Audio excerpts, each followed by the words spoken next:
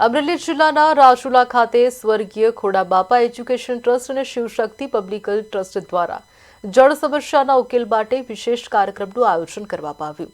આ પ્રસંગે ધારાસભ્ય હીરાભાઈ સોલંકીના વરદ હસ્તે રાજુલા, જાફરાબાદ અને ખાંભા તાલુકાના 45 જેટલા ગામોમાં નાના મોટા તળાવો અને ચેકડેમો ઊંડા ઉતરવાના ભગીરથ કાર્યનું ખાતમુહૂર્ત કરવામાં આવ્યું। જળ બચાવ કાર્યોના વિવિધ પ્રકલ્પોના માધ્યમથી ધારાસભ્ય હીરાભાઈ સોલંકીનું સન્માન પણ કરવામાં આવ્યું।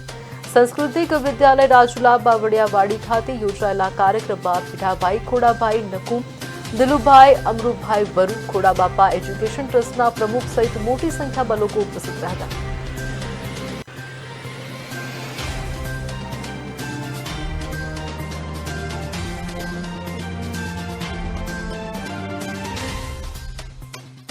આયોજન કઈ રીતનું હતું, શું હતું જણાવશો?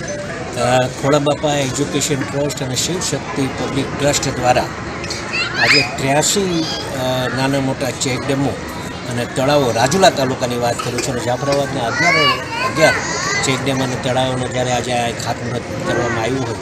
ત્યારે અમારા કેન્દ્રીય મંત્રી શ્રી આદરણીય CR પાટીલ સાહેબ, ગુજરાત રાજ્યના મુખ્યમંત્રી સાહેબ આદરણીય ભૂપેન્દ્રભાઈ પટેલ અને હર્ષભાઈ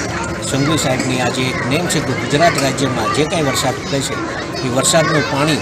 ગામનું પાણી ગામમાં, ઘરનું પાણી ઘરમાં અને સીમનું પાણી સીમમાં, એ દિશાએ જ્યારે કામ કરી રહ્યા હોય ત્યારે આજે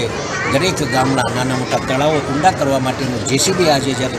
જવાના છે ત્યારે હું આ ટ્રસ્ટને ખૂબ ખૂબ અભિનંદન આપું છું અને આવા કામો આપણા વિસ્તારમાં થતા રહે એ બાબતનો આજના આ કાર્યક્રમમાં એમને વધાવું છું અને લાખલાખ અભિનંદન આપું છું। સરસ રીતે કામ થાય અને તળાવો ચેકડેમો ઊંડા થાય અને પાણીનો સંગ્રહ ખૂબ થાય, એ ખેડૂતો માટે અને પીવાના પાણી માટેનો ઉપયોગ થાય એ માટેનો આજના કાર્યક્રમમાં જ્યારે આવ્યો છે ત્યારે આ બે ટ્રસ્ટ અને અધિકારીગણને બી ખૂબ ખૂબ અભિનંદન આપું છું કે આવા કાર્ય કરતા રહો। ગુજરાત રાજ્ય સરકારનો આભાર માનું છું કે આવી રીતે